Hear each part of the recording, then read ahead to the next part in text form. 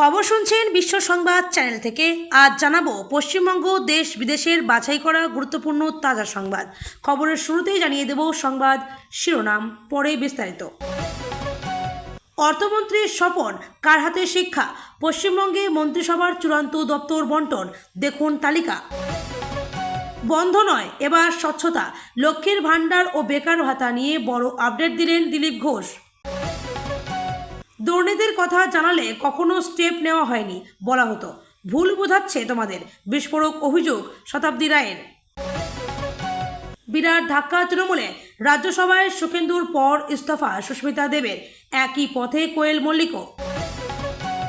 রাহুল ও অভিষেকের 1.5 ঘন্টা রুদ্ধশ্বাস বৈঠক, জাতীয় রাজনীতিতে নতুন সমীকরণ। রাজ্যের প্রথম বিজেপি সরকারের নতুন 35 মন্ত্রীর দপ্তর বন্টন হয়ে গেল, কে কোন দায়িত্বে? দুর্দিনে কংগ্রেসকে আঁকড়ে ধরার চেষ্টায় মমতা অভিষেক, পিসির সঙ্গে সোনিয়ার বৈঠকের পরদিনই রাহুলের সঙ্গে সাক্ষাৎ ভাইপোর। ফিরহাদ হাকিমের বিরুদ্ধে অভিযোগ দায়ের থানায়, প্রাক্তন মেয়রের বিরুদ্ধে কি অভিযোগ বিজেপি কর্মীর? মমতা যদি কংগ্রেসে আসে তাহলে প্রদীপ ভট্টাচার্য। অভিষেকের লাইফস্টাইল চোখে লাগার মতোই, একাধিক ইস্যুতে বিস্ফোরক শতাব্দী রায়। এই 19 জন সাংসদ তৃণমূলে বিদ্রোহ করেছেন, ফাঁস তালিকা, কে কে আছেন? মুখ বন্ধ করো নয়তো শেষ, দুর্নীতির বিরুদ্ধে আওয়াজ তোলায় বিজেপি নেত্রীর বাড়িতে বোমা, গেটে ঝোলানো শ্মশানের সামগ্রী। অ্যালার্ট দেবে মেসেজে, লোডশেডিংয়ের গেরও শেষ, স্মার্ট মিটারের আগেই অ্যাপেই লুকিয়ে গোপন চাবি। সুখেন্দুর পর এবার সুস্মিতা দেব, রাজ্যসভাতেও ধস তৃণমূলের, বাংলার 3টি আসনই যাবে বিজেপির ঝুলিতে। মাওবাদী মুক্ত ছত্তিশগড়ে পুরো ভোটে ধাক্কা, প্রত্যাবর্তনের ইঙ্গিত কংগ্রেসের। মন্ত্রিসভার রদবদলের পরেই নবান্নে বড় চমক, 18 আইএএস পেলেন নতুন দায়িত্ব। 2000 টাকা মাইনের বাসন মাজার কাজ থেকে রাজ্যের মন্ত্রী, রামরাজ্য গড়ব। কলিতা মাঝি ক্ষমতা পেয়েই বিরাট কথা বললেন। আলিপুরে দক্ষিণ 24 পরগনা জেলা পরিষদের দপ্তরে ভয়াবহ আগুন, মোতায়েন 10 ইঞ্জিন। এবার এসব গ্রাহকদের রান্নার গ্যাসের কানেকশন বন্ধ করছে সরকার, কড়া পদক্ষেপ। বড় বড় কোচিং সেন্টারের ঘুম উড়িয়ে দেওয়াকে এই খান স্যার, রূপকথার এই জীবন কাহিনী আপনাকেও অনুপ্রাণিত করবে। পশ্চিমবঙ্গের পূর্ণ মন্ত্রিসভা ঘোষণা, কার হাতে কোন দপ্তর, এক নজরে সম্পূর্ণ তালিকা। নেহরুর রেকর্ড ভেঙে গড়লেন নতুন ইতিহাস, সন্ধ্যে 7টায় জাতির উদ্দেশ্যে ভাষণ মোদির। বিদ্রোহী শিবিরে এখন 64, আমরাই তৃণমূল কংগ্রেসে মিশছি না, দাবি ঋতব্রতর। মেসি কাণ্ডে আদালতের কড়া চাবুক, ডিহাইড্রেশনের বাহানা উড়িয়ে অরূপ বিশ্বাসকে তীব্র ভৎসনা বিচারপতির, আইনি খাঁচায় বন্দী প্রাক্তন তৃণমূল মন্ত্রী। ফ্রিতে রেশন থেকে শুরু করে আয়ুষ্মান ভারত, কর ছাড়, 12 বছরের সাফল্যের খতিয়ান দিলেন খোদ প্রধানমন্ত্রী। সিআইডির বিরুদ্ধে ঠিক কি অভিযোগ তুলে হাইকোর্টে ছুটল তৃণমূল? উপরে নেওয়া হয় নখ, পায়ে পোতা পেরেক, যৌনাঙ্গে গভীর ক্ষত, উত্তরাখণ্ডের তরুণ খুনে ক্ষোভে ফুঁসছে দেশ। মেসি কাণ্ডে বিপাকে অরূপ বিশ্বাস, হাইকোর্টের নির্দেশে হাজিরা বাধ্যতামূলক, মিলল না রক্ষা কবচ।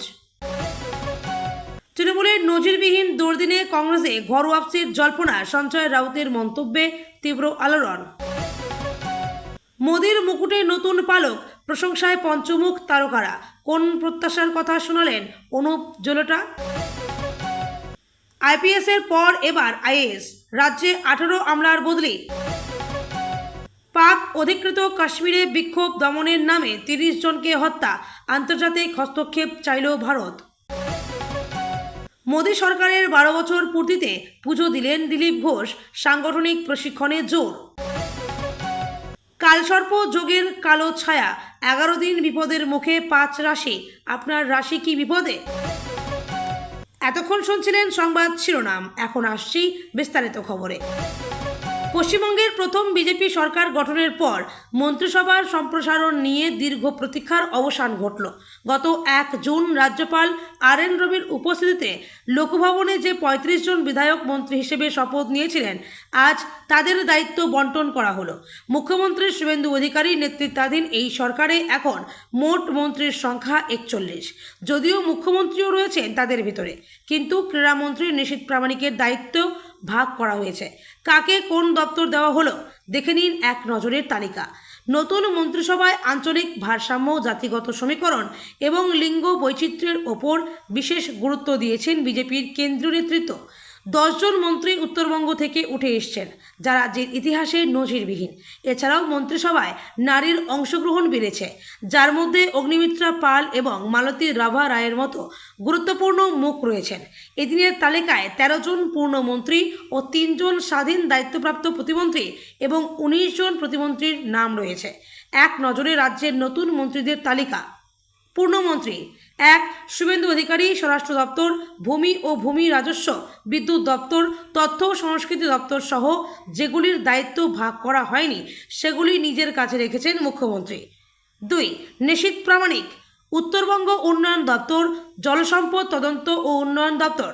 অশোক কীর্তনিয়া, খাদ্য ও সরবরাহ দপ্তর। দিলীপ ঘোষ, পঞ্চায়েত ও গ্রামোন্নয়ন দপ্তর, কৃষি বিপণন দপ্তর। ক্ষুদিরাম টুডু, আদিবাসী কল্যাণ মন্ত্রী, সংখ্যালঘু ও মাদ্রাসা শিক্ষা দপ্তর। 6. অগ্নিমিত্রা পাল, পুর ও নগর উন্নয়ন দপ্তর। দীপক বর্মন, স্কুল শিক্ষা দপ্তর, হাউসিং ও ক্ষুদ্র ও মাঝারি শিল্প দপ্তর। তাপস রায়, শিল্প ও বাণিজ্য দপ্তর। শঙ্কর ঘোষ, পর্যটন পরিষদীয় দপ্তর। মনোজ কুমার ওরাও, পরিবেশ ও বন দপ্তর। অর্জুন সিং, শ্রম ও পর্যটন দপ্তর। গৌরীশঙ্কর ঘোষ, অনগ্রসর শ্রেণী কল্যাণ দপ্তর, লাইব্রেরি দপ্তর। জগন্নাথ চট্টোপাধ্যায়, উচ্চশিক্ষা দপ্তর। স্বপন দাশগুপ্ত, অর্থমন্ত্রী। কল্যাণ চক্রবর্তী, তথ্য প্রযুক্তি দপ্তর, খাদ্য প্রক্রিয়াকরণ দপ্তর। শারদত্ত মুখোপাধ্যায়, স্বাস্থ্য ও পরিবার কল্যাণ দপ্তর। রাজ্য সরকার পরিবর্তনের পর লক্ষ্মীর ভাণ্ডার, কন্যাশ্রী সহ একাধিক পুরনো প্রকল্পের ভবিষ্যৎ নিয়ে তৈরি হওয়া ধোঁয়াশা কাটাতে মুখ খুললেন বিজেপির কেন্দ্রীয় নেতা দিলীপ ঘোষ। মঙ্গলবার উলুবেড়িয়া 2 নম্বর ব্লকে 100 দিনের কাজের এক অনুষ্ঠানে যোগ দিয়ে তিনি স্পষ্ট করলেন, কোনো প্রকল্পই পুরোপুরি বন্ধ হচ্ছে না, বরং ভাতার বন্টন প্রক্রিয়ায় স্বচ্ছতা আনা হচ্ছে। ভাতার বন্টন ও অনিয়ম নিয়ে দিলীপ ঘোষের বক্তব্য। নতুন সরকারের কার্যপদ্ধতি নিয়ে দিলীপ ঘোষ দাবি করেন যে বিগত সরকার রাজনৈতিক ফায়দা তুলতে প্রকল্পগুলির অপব্যবহার করেছে। তার কথায়, আগের সরকার নিজের লোকেদের সুবিধা পাইয়ে দিত। লক্ষ্মীর ভাণ্ডারের নামে 3.5 লক্ষ পুরুষের অ্যাকাউন্টে অবৈধভাবে টাকা ঢুকেছে, যা নতুন সরকার মেনে নেবে না। তিনি সাফ জানিয়েছেন, এবার থেকে একমাত্র যোগ্য ব্যক্তিরাই সরকারি প্রকল্পের সুবিধা পাবেন এবং কোনো বিদেশি নাগরিক সরকারি প্রকল্পের সুবিধা ভোগ করতে পারবেন না। প্রকল্পের ভবিষ্যৎ ও বেকার ভাতা সরকার বদলের পর অনেক প্রকল্পের কাজ সাময়িকভাবে থমকে থাকলেও দিলীপ ঘোষের ইঙ্গিত অনুযায়ী বাছাই প্রক্রিয়া আগামী 3 মাসের মধ্যে উপভোক্তাদের চূড়ান্ত বাছাই প্রক্রিয়া সম্পন্ন হবে। বেকার ভাতা, অন্নপূর্ণা ভাণ্ডারের পাশাপাশি বেকার যুবকদের জন্য 3000 টাকা ভাতার পোর্টাল খুব শীঘ্রই চালু হতে চলেছে। সময়সীমা, সরকারি সূত্রে খবর, ভাতার সঠিক উপভোক্তা চিহ্নিত করার কাজ চলছে। দ্রুত এই প্রক্রিয়া শেষ হলেই যোগ্য ব্যক্তিদের ব্যাংক অ্যাকাউন্টে টাকা পৌঁছানো শুরু হবে। তৃণমূল ভেঙে 2 টুকরো হয়ে গেছে। সোমবার তৃণমূলের লোকসভা ও রাজ্যসভার সংসদীয় দলের ভাঙন ধরেছে। মঙ্গলবার তা নিয়ে ফের মুখ খুললেন পদত্যাগী সুখেন্দু শেখর রায় থেকে বিদ্রোহী শতাব্দী রায়। একদিকে সুখেন্দু শেখর রায় বলছেন যে ব্যাপক আকারে পলায়ন শুরু হয়েছে, তাতে পার্টির আর কোনো স্ট্রাকচারই রইল না। অন্যদিকে শতাব্দী রায় বলেছেন, নেত্রী হিসেবে এতগুলো মানুষকে জলে ফেলে দিয়েছেন দিদি। বিস্ফোরক অভিযোগ শতাব্দী রায়ের। এদিন শতাব্দী রায় বলেন, আমার মনে হচ্ছে দিদি আর দলটা চাইছে না। এই মুহূর্তে যা যা স্টেপ নেওয়া উচিত ছিল নিল না, যা যা স্টেপ করা উচিত ছিল করলো না, আর আমি ওই জায়গা থেকে দিদিকে আর মানছি না। অন্যদিকে সুখেন্দু শেখর রায় বলেছেন, যে পলায়ন শুরু হয়েছে ব্যাপক আকারে, পার্টির আর কোনো স্ট্রাকচারই রইল না। পরিষদীয় দল আগেই ভেঙে খান খান, হাতছাড়া হচ্ছেন কিচেন ক্যাবিনেটের সদস্যরাও। গঙ্গা পাড়ে তৃণমূলের যে ভাঙন শুরু হয়েছিল, যমুনা পাড়ে তা আরও বড় আকার ধারণ করেছে। শতাব্দী রায় বলছেন, যেখানে হাত দিচ্ছেন সেখানে দুর্নীতি পাচ্ছেন, যেটুকু জানা হতো সেটুকু জানানো হতো। তাতে কোনো স্টেপ নেওয়া হতো না কখনো। জানিয়েও কি কোনো কাজ হয়নি? শতাব্দী রায় বলছেন, না, সবসময় বলা হতো ভুল বোঝাচ্ছে তোমাদের। তিনি আরও বলেন, নেত্রী হিসেবে এতগুলো মানুষকে জলে ফেলে দেওয়া দিদি তো জলে ফেলে দিয়েছেন। আপনি বলবেন দিদিকেই সবাই ফেলে দিয়ে চলে গেল, দিদিও তো এতগুলো লোককে ডুবিয়ে দিল। এই যে এতগুলো লোক অ্যারেস্ট হচ্ছে, কাকে সেভ করতে পারছে, কাকে বাঁচাতে পারছে? দিদির জন্য তো লড়েছে এতগুলো লোক, সেটা তো দায় তো দিদিরও হবে। একদা তৃণমূলের শেষ কথা, এখন কি তাদের রাজনীতি শেষের মুখে? একের পর এক বিস্ফোরক অভিযোগ করছেন শতাব্দী রায়। শুধু শতাব্দী নয়, তৃণমূলের বিরুদ্ধেই মুখ খুলেছেন অনেকেই। এদিন শতাব্দী রায় আরও বলেন, মানে তৃণমূলের মেন টিম যদি থাকে, সেই টিমে আমরা নেই, আমরা আলাদাভাবে কাজ করতে চাই। সেটা আমাদের দল যারা আছেন ঠিক করবেন, তৃণমূলেরই ব্লক হিসেবে কি না, তবে ব্লক আলাদা। লোকসভার পর এবার রাজ্যসভাতেও বড়সড় অস্বস্তির মুখে তৃণমূল কংগ্রেস। সুখেন্দু শেখর রায়ের ইস্তফার পর এবার রাজ্যসভার সদস্য পদ ছেড়ে দিলেন সুস্মিতা দেব। একের পর এক পদত্যাগে তৃণমূলের সংসদীয় শক্তি নিয়ে নতুন করে রাজনৈতিক চর্চা শুরু হয়েছে। তৃণমূল সূত্রে জানা যাচ্ছে, সুস্মিতা দেবের এই সিদ্ধান্ত দলের শীর্ষ নেতৃত্বের জন্য নিঃসন্দেহে বড় ধাক্কা। রাজনৈতিক মহলের একাংশের মতে সুখেন্দু শেখর রায়ের মতো তিনিও ইস্তফার পর দলীয় নেতৃত্বের বিরুদ্ধে ক্ষোভ প্রকাশ করতে পারেন, যদিও এই বিষয়ে এখনও তার তরফে আনুষ্ঠানিক কোনো প্রতিক্রিয়া সামনে আসেনি। 2021 সালের বিধানসভা নির্বাচনে তৃণমূলের বিপুল জয়ের পর দলের জাতীয় বিস্তারের কৌশলের অংশ হিসেবেই সুস্মিতা দেবকে কংগ্রেস থেকে দলে আনা হয়েছিল। ভোট কুশলী প্রশান্ত কিশোরের পরামর্শে অভিষেক বন্দ্যোপাধ্যায় এই উদ্যোগে গুরুত্বপূর্ণ ভূমিকা নিয়েছিলেন বলে রাজনৈতিক মহলে আলোচনা ছিল। দলে যোগ দেওয়ার পর তাকে সরাসরি রাজ্যসভার সাংসদ করা হয়। পাশাপাশি ত্রিপুরা ও অসমে তৃণমূলের সংগঠন শক্তিশালী করার দায়িত্বও তার কাঁধে তুলে দেওয়া হয়েছিল। উত্তর পূর্ব ভারতে দলীয় বিস্তারের যে লক্ষ্য স্থির করা হয়েছিল, শেষ পর্যন্ত তা প্রত্যাশিত ফল দেয়নি বলেই রাজনৈতিক বিশ্লেষকদের মত। অন্যদিকে বাংলার বাইরের একজন নেত্রীকে রাজ্যসভার টিকিট দেওয়ার সিদ্ধান্তে সে সময় দলের বহু পুরনো নেতাকর্মীর মধ্যে অসন্তোষ তৈরি হয়েছিল। তৃণমূলের অন্দরে সেই ক্ষোভ দীর্ঘদিন ধরেই চাপা অবস্থায় ছিল বলে জানা যায়। বর্তমানে বাংলা থেকে রাজ্যসভায় মোট 16টি আসন রয়েছে। এর মধ্যে তৃণমূলের দখলে ছিল 13টি আসন, কিন্তু সাম্প্রতিক ঘটনা প্রবাহে সেই সংখ্যা দ্রুত কমার আশঙ্কা তৈরি হয়েছে। সুখেন্দু শেখর রায়ের ইস্তফার পর অভিনেত্রী তথা সাংসদ কোয়েল মল্লিকও পদত্যাগ করতে পারেন বলে রাজনৈতিক মহলে জোর জল্পনা চলছে। এমন পরিস্থিতিতে সুস্মিতা দেবের ইস্তফা কার্যকর হলে একসঙ্গে 3টি রাজ্যসভা আসন শূন্য হয়ে যাবে। বিধানসভার বর্তমান রাজনৈতিক অঙ্কের দিকে তাকিয়ে বিরোধী শিবিরের একাংশের দাবি, ভবিষ্যতের নির্বাচন ঘিরে নতুন সমীকরণ তৈরি হওয়ার সম্ভাবনা উড়িয়ে দেওয়া যাচ্ছে না। ফলে রাজ্যসভায় তৃণমূলের শক্তি ও রাজনৈতিক অবস্থান নিয়ে আগামী দিনে আরও গুরুত্বপূর্ণ আলোচনা সামনে আসতে পারে। দিল্লিতে বিরোধী জোট ইন্ডিয়াকে শক্তিশালী করার প্রক্রিয়ার অংশ হিসেবে কংগ্রেস নেতা রাহুল গান্ধীর সঙ্গে বৈঠক করেছেন তৃণমূল কংগ্রেসের সর্বভারতীয় সাধারণ সম্পাদক অভিষেক বন্দ্যোপাধ্যায়। সোনিয়া গান্ধীর বাসভবনে আয়োজিত এই রুদ্ধদ্বার বৈঠকটি প্রায় 1.5 ঘন্টা স্থায়ী হয়। জাতীয় রাজনীতিতে বিজেপি বিরোধিতার প্রশ্নে বিভিন্ন দলের মধ্যে তৈরি হওয়া মতপার্থক্য দূর করা এবং মোদী সরকারের বিরুদ্ধে যৌথ আন্দোলনের রূপরেখা তৈরি এই সাক্ষাতের মূল উদ্দেশ্য বলে জানা গেছে। বৈঠকে জাতীয় রাজনৈতিক পরিস্থিতির পাশাপাশি পশ্চিমবঙ্গের বর্তমান রাজনৈতিক অস্থিরতা ও তৃণমূলের অভ্যন্তরীণ চ্যালেঞ্জ নিয়েও আলোচনা হয়েছে। রাজ্যে বিধানসভা নির্বাচনের পর তৃণমূলের একাংশ সংসদের বিদ্রোহী হওয়ার গুঞ্জন এবং দলবদলের জল্পনার প্রেক্ষাপটে কংগ্রেসের সঙ্গে সুসম্পর্ক বজায় রাখাকে কৌশলগতভাবে গুরুত্বপূর্ণ হিসেবে দেখছে তৃণমূল নেতৃত্ব। মমতা বন্দ্যোপাধ্যায়ের সঙ্গে গান্ধী পরিবারের দীর্ঘদিনের ব্যক্তিগত সম্পর্কের বিষয়টিও এই সমঝোতা প্রক্রিয়ায় বিশেষ ভূমিকা পালন করছে বলে মনে করছেন রাজনৈতিক পর্যবেক্ষকরা। রাজ্যের প্রথম বিজেপি সরকারের নতুন 35 জন মন্ত্রী কে কোন দপ্তরের দায়িত্ব সামলাবেন তা স্পষ্ট হচ্ছিল না এতদিনও, কিন্তু বুধবার সব জল্পনার অবসান ঘটল। প্রকাশিত হলো সম্পূর্ণ তালিকা। গত 1 জুন সোমবার লোকভবনে রাজ্যপাল RN রবির উপস্থিতিতে জাঁকজমকপূর্ণ অনুষ্ঠানের মধ্য দিয়ে শুভেন্দু অধিকারীর মন্ত্রিসভার বাকি 35 জন সদস্য শপথ গ্রহণ করেন। বন্দে মাতরম এবং জাতীয় সঙ্গীতের মাধ্যমে শুরু হওয়া সেই অনুষ্ঠানে স্বয়ং মুখ্যমন্ত্রী উপস্থিত ছিলেন এবং মন্ত্রীদের নাম ঘোষণা করেন মুখ্য সচিব মনোজ আগরওয়াল। এই সম্প্রসারণের পর রাজ্যে বিজেপি সরকারের মোট মন্ত্রিসভা সদস্য সংখ্যা দাঁড়িয়েছে 41। 1 জুন সোমবার যে 35 জন সদস্য শপথ নিয়েছিলেন তাদের দায়িত্ব বন্টন হয়ে গেল আজই।